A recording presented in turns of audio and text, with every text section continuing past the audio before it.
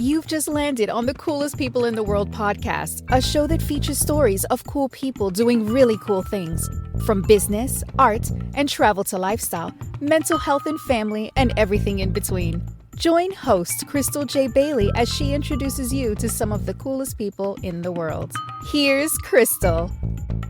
Hello, cool people. Welcome back to the Coolest People in the World podcast. This is your host, Krystle J. Bailey, and I am excited to be here with the first episode of the Coolest People in the World. I'm here with my friend, Dr. Avi Boodram. Welcome, Avi. Hi, Krystle. Thank you for having me on your show. Thank you for being here. I'm excited to kick off this season with a friend who is as multidimensional as I am, which is why I wanted to bring the Coolest People podcast to life, is because we are all so very multidimensional. There's so many different layers and versions of who we are, and sometimes the things that we do, the things that we're recognized for in our careers, doesn't always tell the full story of who we are. So Avi is opening a franchise, Hammer and Nails Luxury Men's Grooming, on the boardwalk in Atlantic City. You want to tell us a bit about Hammer and Nails? Hammer and Nails is a man's nirvana to kind of escape. So when you think of men's care, think of like spa, but like more loungy looking, relaxing, the scents, just the sounds, just the scenery. It's exactly what today's man would want. And that's what Hammer and Nails is,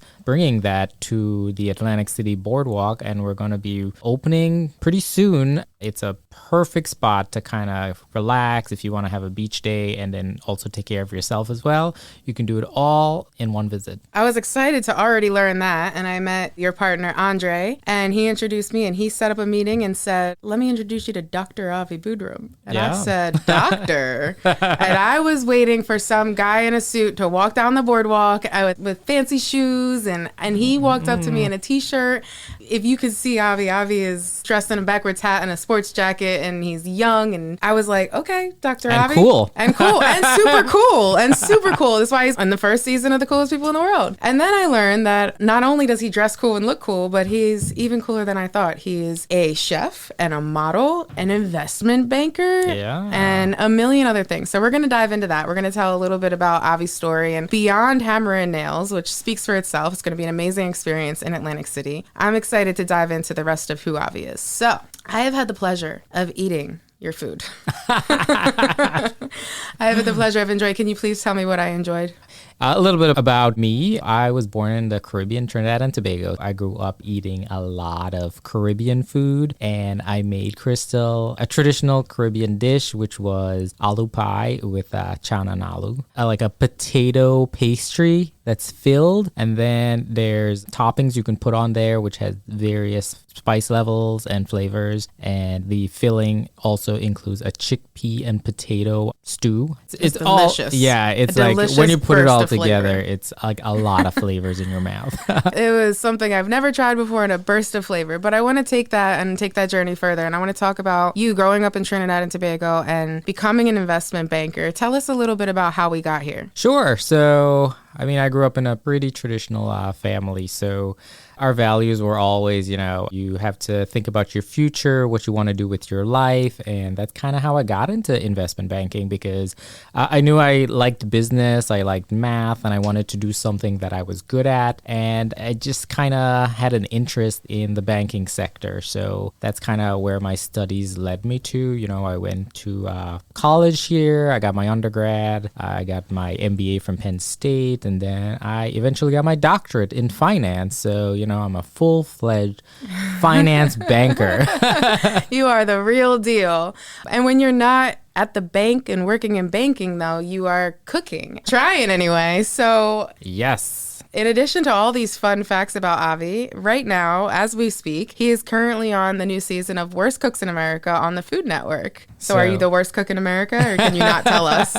So growing up in Trinidad and Tobago and my family, they did basically all the cooking for me. So the thing that I did make you was a traditional Trinidadian dish that my grandmother made pretty often.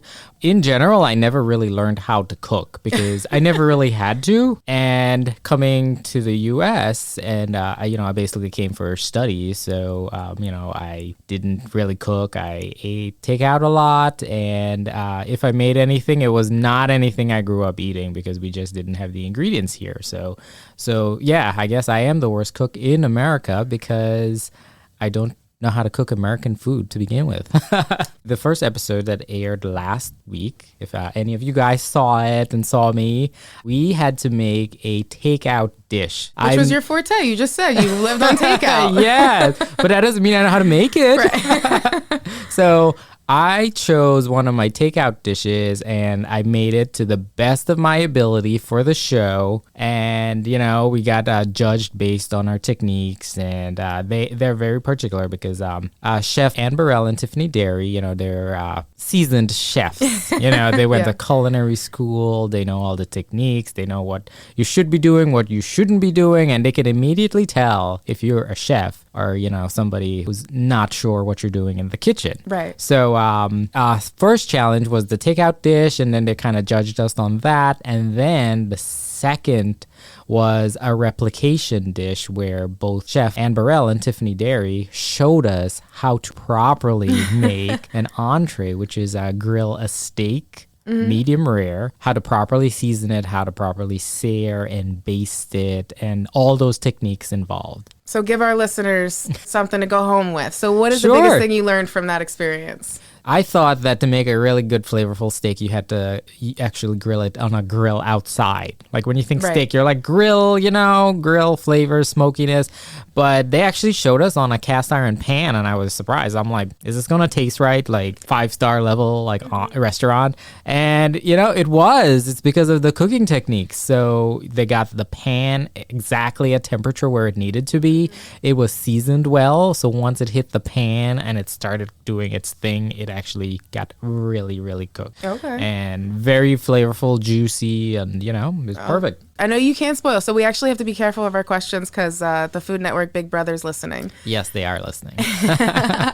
So he can't tell us everything, but what can you tell us about the experience at the Food Network? What did you expect? What did you not expect? What were you surprised by when you went there? Tell us about that experience. The show is recorded in the Food Network's kitchen in New York City. One of the things I, didn't expect was just the feeling of being in the studio because it feels very surreal. Yeah. Because watching someone on TV, you can do it while you're like doing other things. But once you're like in it, it's vastly different because you're supposed to, pay attention to all these like other things going on around you, your placement, making sure that you're actually cooking the food, making sure that you're paying attention to where you are, on the camera and interacting with your co-stars as well. Mm-hmm. So, overall, it was a really nice experience to be on TV. And that's what made cooking so difficult because you're trying to pay attention to so much other stuff. And then, my steak is burning in back there.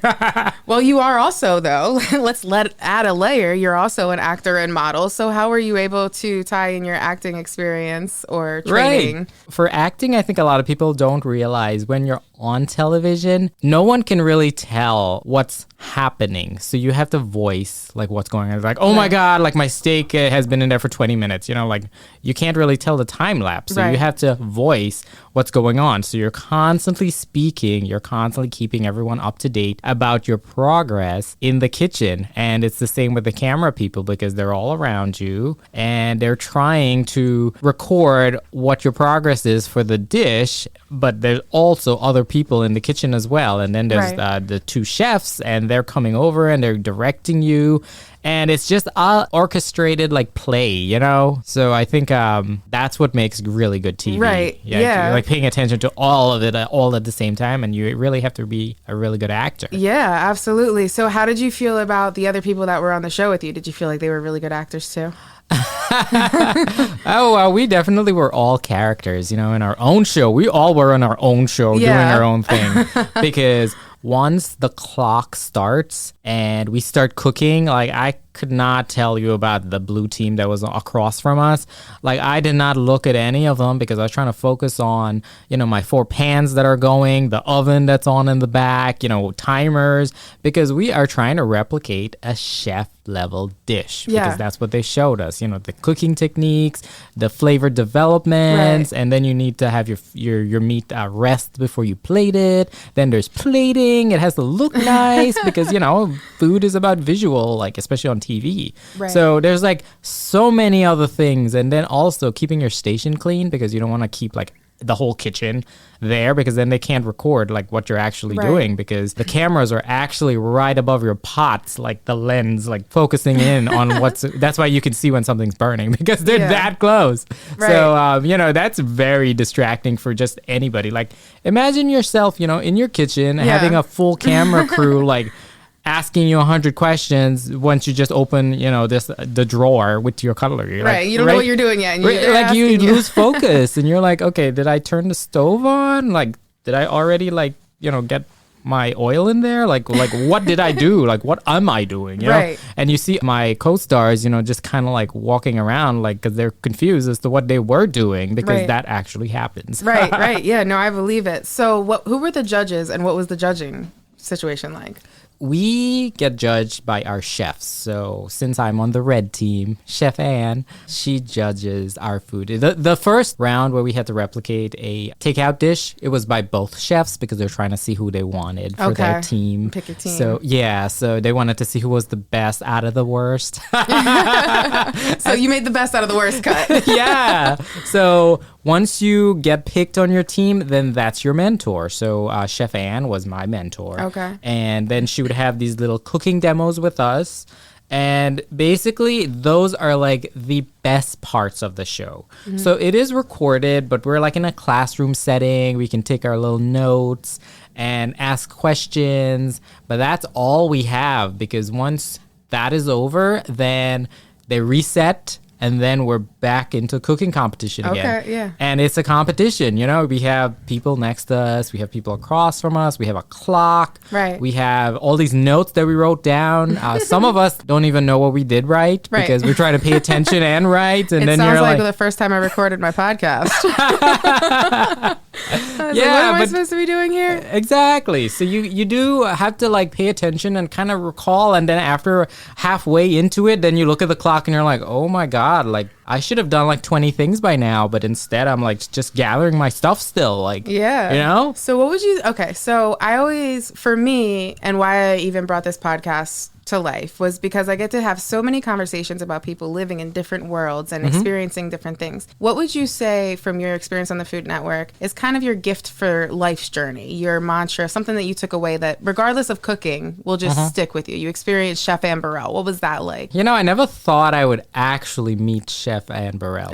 Like who thinks that? You don't wake up and be like, hey, on my to-do list, I would love to meet Chef Anne Burrell. Like it's just like so crazy to really think about it. But I think just the first time I saw her, because we had like so many takes about setting up and getting into studio, because everything, has to be at the right angle for to see everyone on camera and stuff like that. So we take a lot of takes coming in and out. And the first time we saw her, we were all like amazed because we were like, oh my God, it's like her, like from TV. And She's we're real. like, and then we're like, oh, well, we're on TV. And we're like, you just kind of have to like get that in your brain for a while. And, she's talking to you, especially with the first time she said, Avi. And I'm like, is she talking to me? Like, me, Avi? Who? Like, it's just, you just really have to get past all that and be like, hey, yeah, this is actually happening, you know? And then it just builds upon it where, next thing she's right behind you. And then she's like, don't do that. Or she's like teaching you. I think just those things